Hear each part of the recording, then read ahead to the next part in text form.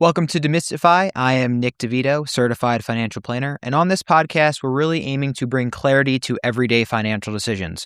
The world of financial planning may seem complex to many out there, and I think that stems from the lack of knowledge that's out there. So really, what I'm aiming to do is educate so that people can make well-informed decisions for themselves. On today's episode, we're going to be talking about where your money's actually going and how to better position yourself, whether that's through goal setting or understanding your spending habits, to position yourself for a long-term growth for the future.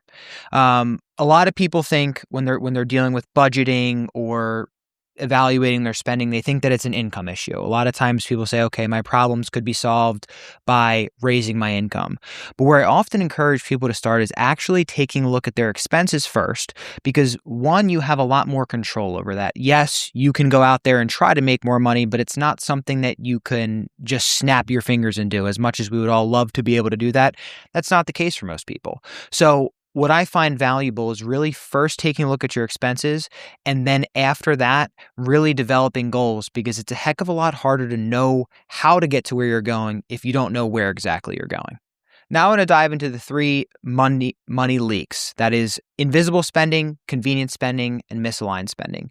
Invisible spending is more so the spending that you don't think about. Maybe that's your subscriptions that you have that are on auto renew, your quick trips to the gas station or the convenience store that you don't think about. And oftentimes what I find is those really add up, and they're not something that you think about in the moment because it's only a couple dollars here, a couple dollars there, a couple dollars for coffee today, a couple dollars for Amazon another day. And what I find is that really adds up, and there's tends to be a lot of sticker shock in that area. Then you have convenience spending. Maybe that's eating out. It's a little bit easier for you to go eat out than to make that food at home. So you say, okay, what is that going to hurt? If I do that a few times a week or however not often that may be. And once again, it really goes back to understanding what you're actually spending on.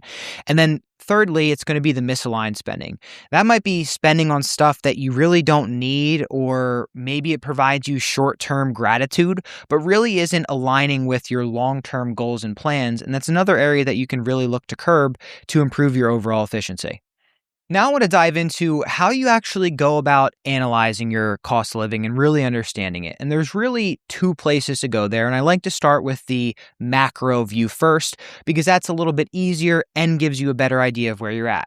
So in order to really evaluate the macro spending on a macro scale, what you're going to want to do, and I like to say, pick 2 points in time. Beginning of the year, end of the year, or beginning of a 6-month period, end of a 6-month period. I tend to lean towards the year, because if you give yourself a year's worth of history, it's going to be a heck of a lot more accurate. So what you do there is you take a look at the value of your bank accounts on January 1st. Then you compare it to the value of your bank account on December 31st. Most bank accounts will let you know what came in during that period if they give you an annual statement, or you may have to go through and calculate that manually. But if you know how much income came into your account that year, and you know your starting and end balance, you can really hone in on what your true cost of living was. If your bank account, for example, started the year at $10,000 and $60,000 came into your bank account throughout the course of the year, and at the end of the year, your bank account is $5,000, well, that means you spent $65,000 over the course of that year. And I like for people to start there, just because that gives you an idea of what your true cost of living. So once you figure out what that is, there's really kind of two paths you then go down after that is, am I spending too much, or am I okay with what my spending is? And for a lot of people, there's sticker shock in that initial calculation that they're doing, and they say, wow, I'm spending $7,000, $8,000, $9,000, $10,000 a month. I wasn't expecting that. So you start there on the Mac review. And then if you want to begin to change it, that's where you really have to dive in and look at things with a little bit more, under more of a microscope. And how you go about doing that, there's multiple ways that you can do it. There's the old school way to where you can go get all your credit card statements, get all your bank statements, go through line by line, enter it into a budget, enter it into a spreadsheet, categorize it yourself. Or there are a lot of apps out there today that will combine everything for you so that you don't have to do that. So there's the Rocket Monies, you need a budget, you name it. They're aggregators where you link all your credit cards, you link your bank account, and it'll show you and categorize them for you so you can really see where you're spending. Because once again, with a lot of this, it's hard to attack the problem if you don't know where the problem lies. So you'd first take a look at the macro view, then you dive into the micro view, and that's where you can really isolate areas of your spending that you need to try to reduce. I use that Amazon example often because a lot of times people overspend through Amazon because of how convenient it is. Quite frankly, $20 here, $30 there, $50 there doesn't seem like it's that much when you're pressing buy now and it's in your cart. But over the course of a month, that can be hundreds of dollars that you're not realizing you're spending. Another thing that these apps will also do for you is help identify any of those subscription services that you might not be realizing that you're paying for. Maybe it's a subscription that you don't use anymore, but had just never canceled. That app will help you identify that.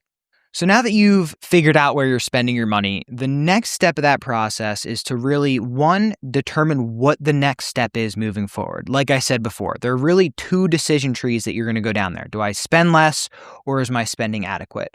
Most people find themselves in the category where they want to spend less. And at the end of the day, everything comes down to your priorities. If you're currently living how you want to live, spending what you want to spend, and still able to meet your goals, well, then there's not necessarily a need for you to reduce your spending. You find yourself in a situation where you might need to reduce your spending when you're not able to meet your goals, or you're not able to meet whether that be savings goals, lifestyle goals, whatever that may look like. So once you have an idea of what you're spending, now you get to look forward and really try to plan for the future. One thing I always encourage people to do is track it and make sure that it's a measurable goal. Because, okay, you can have the broad goal of I want to save more money for retirement, or I want to save more money for vacation, or, but I find it oftentimes that if you don't quantify that goal and you don't really set a benchmark, it's really hard to work towards it. And it's hard to stay motivated. Okay, well, you want to save more for retirement and you save $100 extra a month, but maybe some months it's 50, some months it's 70, or whatever that may look like. When you don't know your target, it's hard to know what you're aiming for. So when you're really developing those goals, make sure they're measurable, quantifiable, and realistic too. You don't want to be setting these outlandish goals that you'll never be able to achieve because you're going to get discouraged and then you might not be doing them anymore. So making sure they meet those criteria is very important. And I think especially for those that are younger out there, the savings goals really do become very important because when you have the time horizon on your side, especially you're in your 20s, 30s, and even into your 40s, you have a substantial amount of time before retirement to save. So if you make those changes early, set those goals early, you have the power of compound interest working on your side there to where you can really set yourself up for success in the future by doing that. Some of the common goals that I see people set are surrounding a couple of different topics. Oftentimes, you'll see people come in with retirement goals. You'll have people that are looking for just broad savings goals. Maybe they want to buy a house, buy a new car. A lot of times people come in or they have debt that they're trying to attack. And going back to where I was talking about the goals being measurable, a really good way for you to do that is using an old-fashioned spreadsheet. And I find that really helps people stay on track, particularly with debt. There's people that come in all the time. I mean, I work with people of all walks of life, all different age ranges. And honestly, there's been debt at every age group. There hasn't been one age group that has walked through my door that I've never seen them come in with debt. It can affect anyone and everyone. And it's something that a lot of people struggle with trying to curb it.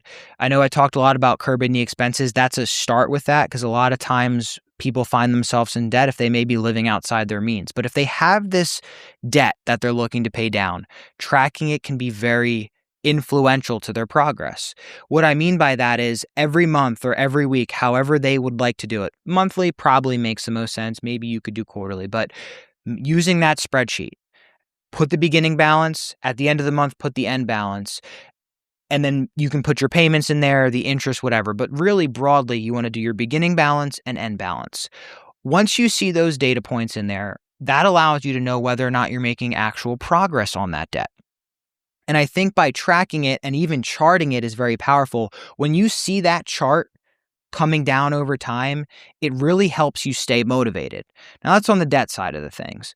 On the savings side of the things, you can do the same exact thing. It's just in the opposite direction. If you're having a savings goal, charting it, tracking it, well, if you see that that account value is growing over time and it's heading towards the direction you want, it keeps you motivated. It keeps you on track. It keeps you focused, because a lot of times when you don't have that tangible metric or that tangible way of tracking it, you become disheartened with it, where maybe you're not able to stay as focused, maybe you're not able to stay as motivated. But by tracking it and measuring it along the way, I think it really helps people stay on track with their goals.